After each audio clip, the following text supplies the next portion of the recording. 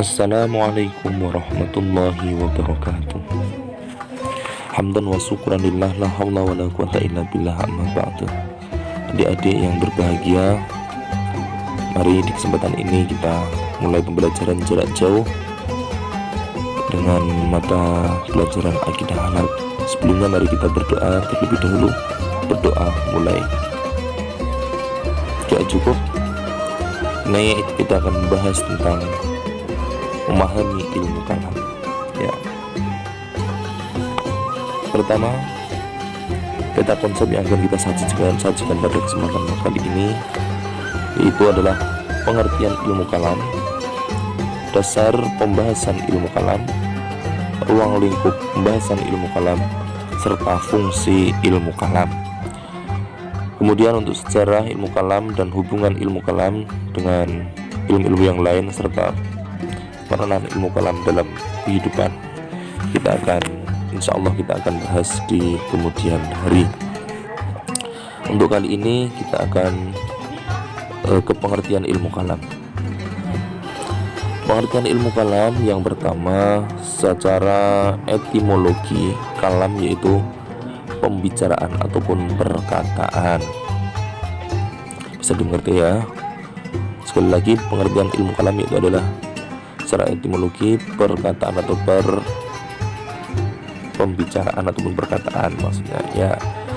Kemudian secara terminologi adalah ilmu kalam adalah ilmu yang membahas berbagai masalah ketuhanan dengan menggunakan argumentasi logika atau filsafat. Yaitu filsafat itu adalah cara kita berpikir untuk lebih dalam, untuk meyakinkan akidah kita ya, bahwa Tuhan itu satu. Tuhan di mana dan sebagainya. Ini harus membutuhkan argumen serta logika dan filsafat. Nah, ini oke. Kemudian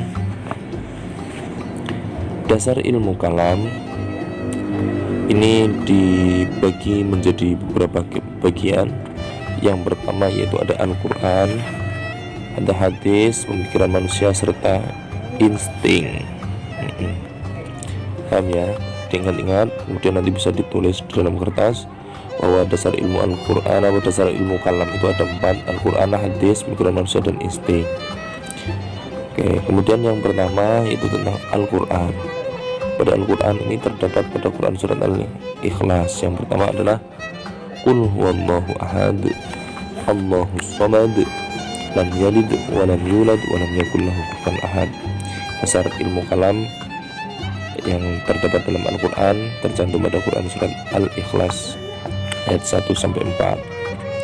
Kemudian yang kedua yaitu pada Quran surat Al-Furqan ayat berapa? 59. Bagaimana bunyinya? Bismillahirrahmanirrahim. Alladzi khalaqas samawati wal ard wa ma bainahuma fi sittatin ayyamin tsumma istawa 'alal 'arsy. Ar-Rahmanu fas'al bihi khabira. Nah, bisa dipahami ya. Kalau kurang jelas nanti bisa dicari dalam Quran surat Al-Furqan ayat 59. Kemudian dibaca artinya itu ya. Artinya bisa dibaca dalam kita memahami tentang dasar ilmu kalam. Kemudian yang ketiga yaitu Quran surat Al-Fatih ayat 10. Nah, adik-adik nanti bisa mencarinya Quran surat Al-Fatih di rumah dalam Al-Quran ya. Kemudian akan kita lanjutkan yang dasar ilmu kalam yang kedua yaitu adalah Al-Hadis. Ini tentu sangat panjang sekali, nanti juga bisa dicari di Google ataupun apa dasar ilmu kalam tentang hadis tadi. Kemudian yang ketiga ya, itu dasar ilmu kalam yang ketiga adalah pemikiran manusia. Kemudian yang terakhir yaitu adalah insting. Kira-kira tahu apa insting? Ada yang tahu ya?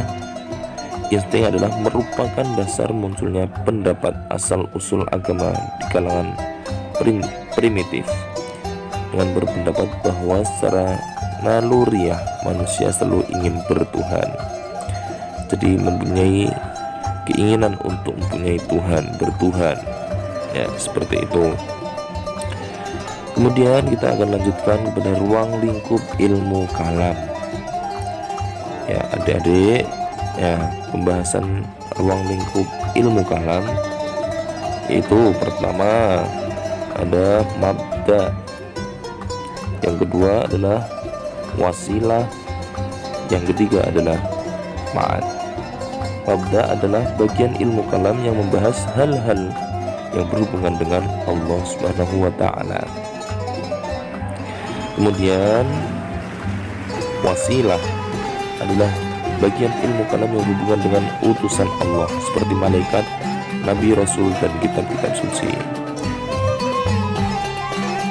Kemudian ma'ad, bagian ilmu kalam yang berhubungan dengan hari yang akan datang seperti surga dan neraka. Semua dibahas dalam pembahasan ilmu kalam ini. Kemudian ruang lingkup yang kedua yaitu adalah aspek ilmu kalam. Aspek ilmu kalam ini yang pertama yaitu adalah tentang keesaan zat, keesaan zat Allah. Kedua, keesaan sifatnya Allah. Yang ketiga yaitu adalah keesaan perbuatan. Empat, keesaan dalam beribadah kepadanya. Yang terakhir yaitu adalah masalah yang bertentangan dengan kalam. Apa saja? Satu adalah kekafiran, yang kedua kemusyrikan, yang ketiga kemurtadan, dan yang keempat adalah kemunafikan. Fungsi ilmu kalam. Lanjut, fungsi ilmu kalam ya. Pertama, untuk memperkuat, membela, dan menjelaskan akidah Islam. Yang kedua, itu untuk menolak akidah yang sesat, karena sekarang banyak sekali ya adik-adik aliran-aliran sesat. Kemudian yang ketiga, sebagai upaya mengenalkan Tuhan secara rasional. Bisa dimengerti ya.